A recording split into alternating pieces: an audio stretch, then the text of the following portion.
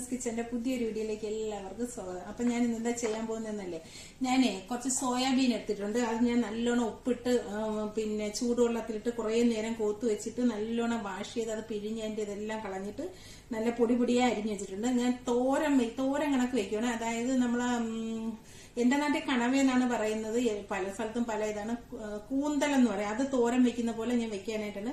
ഇതിനകത്ത് ഒരു സ്പൂൺ കാശ്മീരി ചില്ലിയും കുറച്ച് മഞ്ഞപ്പൊടിയും ശകല ഉപ്പും ഇച്ചിരി ഗരം മസാലയും കൂടി ഇട്ട് നന്നായിട്ട് ഞവടി കുറച്ചധികം നേരം വെച്ചതാണ്. അതവിടെ ഇരിക്കട്ടെ.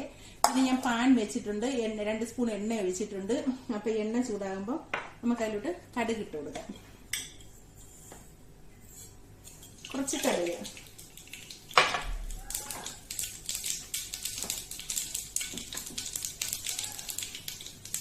ഒരു ചെറിയ കഷ്ണം ഇഞ്ചിയും ഒരു 3-4 കഷ്ണം വെളുത്തുള്ളിയും കൂടെ ചെറുതായിട്ട് അരിഞ്ഞു വെച്ചിട്ടുണ്ട്. അത് കൊടുക്കും.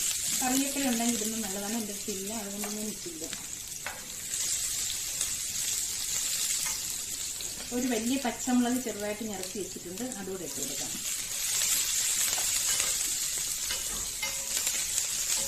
പച്ചമുളക് ഇടുമ്പോൾ സൂക്ഷിച്ചില്ലെങ്കിൽ മുഖത്ത് തെറിക്കാൻ ചാൻസ് ഉണ്ട്. പിന്നെ ഉള്ളി ഒത്തിരി അങ്ങ് ചെറുതുമല്ല, ഒരു വലിയ സവാള അരിഞ്ഞ് വെച്ചിരിക്കുന്നതാണ്, അതുകൂടെ ഇട്ട് കൊടുക്കാം.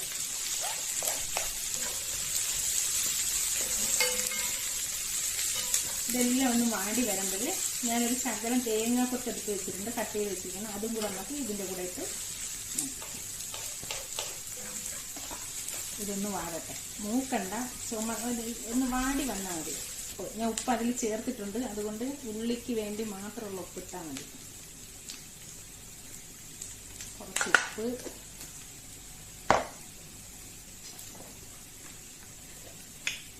കുറച്ച് കുരുമുളക്, 1 സ്പൂൺ കുരുമുളക് പൊടി, ശകലം മഞ്ഞപ്പൊടി,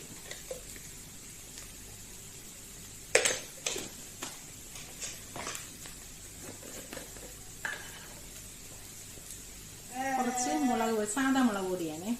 ഇച്ചിരി മല്ലിപ്പൊടിയും കൂടെ വേണം. കുറച്ച് മല്ലിപ്പൊടി,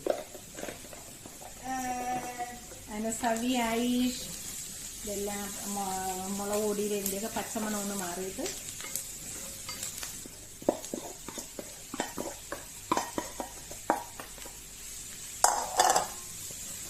നല്ലോണം വെള്ളമൊക്കെ പോയിരിക്കുന്നതാണ്. അപ്പൊ ഇതിൽ വേഗം ആവശ്യത്തിനുള്ള വെള്ളം ഒഴിച്ചു കൊടുക്കണം.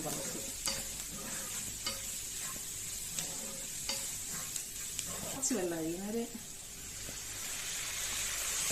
ഞാനൊരു കുറച്ച് വെള്ളം എനിക്കിത് നന്നായിട്ട് വേഗണം. വെന്തില്ലെങ്കിൽ അത് ചെറിയ പിള്ളി കിടന്ന് നന്നായിട്ട് വെന്ത് പിന്നെ വെള്ളമൊക്കെ വറ്റി നല്ല അടിപൊളി. തേങ്ങ തിരികെ വെച്ചിട്ടുണ്ട്. അതിലോട്ട് കുറച്ച് ജീരകവും 2 ഉള്ളിയും കൂടി ഇട്ട് ഒന്ന് ക്രഷ് ചെയ്തെടുത്തോണ്ട് ഒന്ന് ഇട്ടാൽ മതി. അത്രയും മതി, അതിന്റെ ആവശ്യമുള്ളൂ.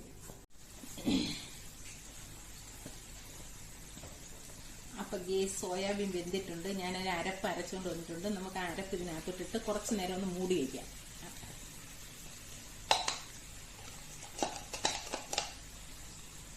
അരപ്പിന്റെ പച്ചമണമൊക്കെ ഒന്ന് പോകും. അപ്പോഴത്തേന് അതിലുള്ള ബാക്കി വെള്ളവും കൂടെ അങ്ങ് വറ്റും.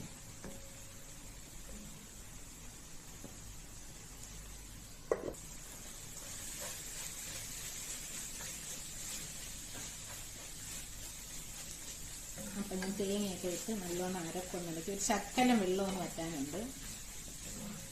ഒന്ന് തോന്ന് കിട്ടണം.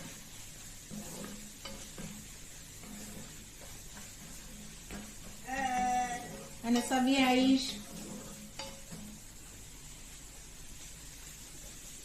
അപ്പൊ എന്റെ സോയാബീൻ തോരൻ ഇവിടെ റെഡി ആയിട്ടുണ്ട്. നല്ല അടിപൊളി കൂന്തൽ തോരനാണോ ഫ്രൈ ആണോ, കൂന്തൽ ഫ്രൈയാ തോരനാ എന്തോ. എന്റെ വീട്ടില് കണവ എന്നാണ് പറയുന്നത്. കണവ തോരൻ വെക്കുന്നുണ്ട്. നല്ല അടിപൊളി ടേസ്റ്റ് ആണ്, നല്ല സൂപ്പറാണ്. ചോറിന്റെ കൂടെയും ചപ്പാത്തിയുടെ കൂടെയും എല്ലാത്തിലൂടെയും കഴിക്കാൻ പറ്റും. നല്ല അടിപൊളി ടേസ്റ്റുള്ള നല്ല സോയാബീൻ തോരൻ.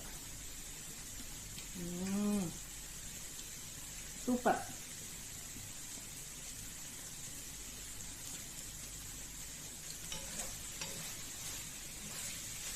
ഒരു വട്ടം തിന്നാൽ വീണ്ടും തിന്നാൻ തോന്നും, അത്രയ്ക്ക് ടേസ്റ്റ് ഉണ്ട്. നല്ല തേങ്ങയൊക്കെ തേങ്ങ കൊത്തൊക്കെ നിറയിട്ട് തേങ്ങയും ഉള്ളിയും ചെറിയ ഉള്ളിയൊക്കെ ചതച്ചിട്ട് വെച്ച നല്ല അടിപൊളി ടേസ്റ്റുള്ള നല്ലൊരു കറിയാണ്. അപ്പം എൻ്റെ വീഡിയോ ഇഷ്ടപ്പെട്ടെങ്കിൽ ലൈക്ക് ചെയ്യണം, ഷെയർ ചെയ്യണം, സബ്സ്ക്രൈബ് ചെയ്യണം. അപ്പം അടുത്ത വീഡിയോ കാണുന്നത് ബൈ.